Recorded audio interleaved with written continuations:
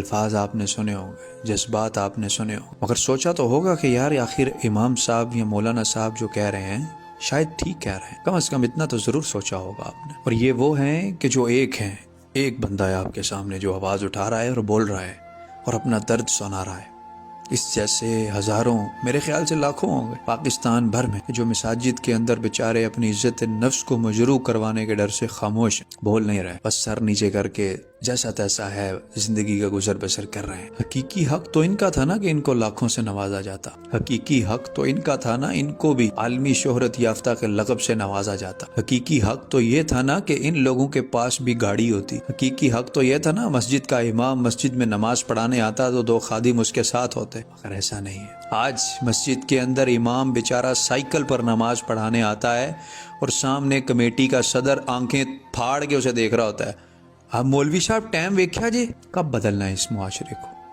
یا یہی رٹ لگائے رکھنی ہے ہمارے حکمران نہیں ٹھیک، ہمارے معاشرے میں حلال اور حرام کی تمیز نہیں ہے، ہمارے معاشرے میں انصاف نہیں ہے؟ پہلے خود تو میرے بھائی انصاف کر، پہلے اپنی میں کو تو ختم کر۔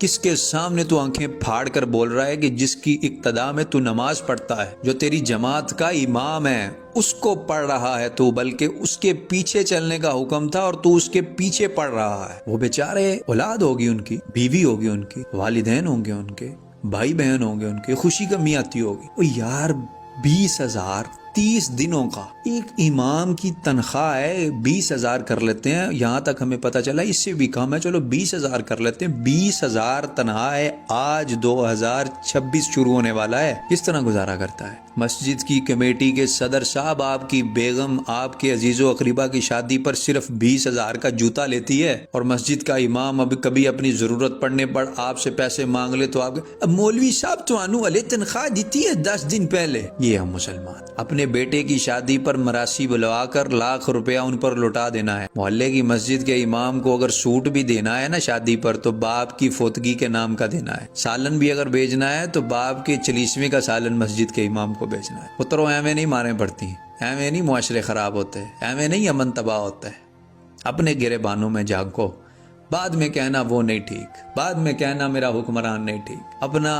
اپنا سمت بدلو، اپنے رستے کا تعین چینج کرو، اور اپنے رستے کا تعین دیکھو کہ میں نے کیا رستہ تعین کر رکھا ہے اپنے لیے۔ خسارے میں جا رہے ہیں ہم، اور مجھے وہ قرآن کی آیت یاد آتی ہے، والعصر ان الانسان لفی خسر، بے شک انسان خسارے میں ہے۔ اور جو ہمارے معاملات ہیں یہ قرآن کی آیت ہم پر فٹ ہوتی ہے، مگر اس طرف ہمارا دھیان نہیں جاتا۔